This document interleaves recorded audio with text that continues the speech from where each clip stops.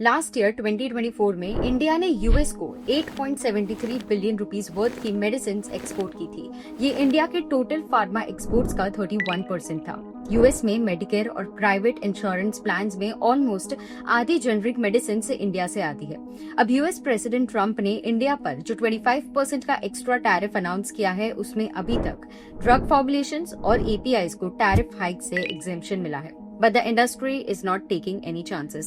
They have already started building a defense strategy just in case things escalate.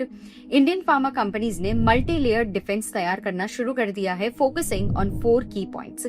Let's discuss these 4 points in details. पहला है manufacturing in the US, that is direct presence बनाना। औरोबिंदो फार्मा ने $250 million में US based Lannett company को acquire किया। ये US based manufacturer और supplier है ऑफ कॉम्प्लेक्स जेनरिक फार्मास्यूटिकल्स।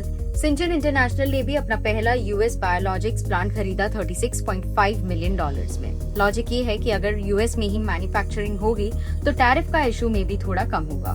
दूसरा की पॉइंट है diversification outside the US. Natco pharma, जिसका मेजर रेवेन्यू यूएस से आता है, अब साउथ अफ्रीका में एक्सपांड कर रहा है। उन्होंने एडहॉक इनग्राम होल्डिंग्स लिमिटेड का 35.75% स्टेक बाय किया फॉर अप्रोक्सीमेटली 2000 करोड़ रुपीस। ये मूव अफ्रीका मार्केट में एंट्री के लिए है और साथ ही यूएस पे डिपेंडेंसी थोड़ा कम करने के लिए। थर्ड की पॉइंट इस सप्लाई चेन को और स्ट्रॉन्ग बनाना। एलेम्बिक फार्मास्यूटिकल, जिसका 30% से ज्यादा रेवेन्यू यूएस से आता है, अब अपना सोर्सिंग और प्रोडक्शन प्रोसेस को ऑप्टिमाइज कर रहा है। कंपनी इंडिया से सोर्सिंग बढ़ा रहा है और कन्वर्जन कॉस्ट रिड्यूस करने पे फोकस कर रहा है और साथ ही ओवरऑल ऑपरेशंस एफिशिएंट बना रहा है।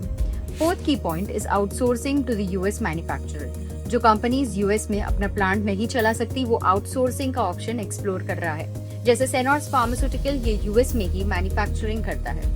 इससे टैरिफ रिस्क कम हो जाता है बिकॉज पूरा प्रोडक्शन ऑलरेडी यूएस के अंदर हो रहा है।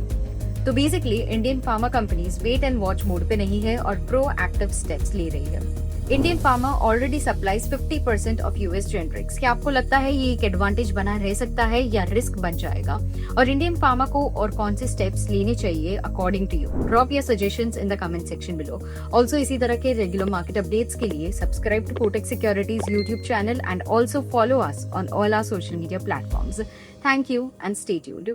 Investments in securities market are subject to market risks. Read all the related documents carefully before investing.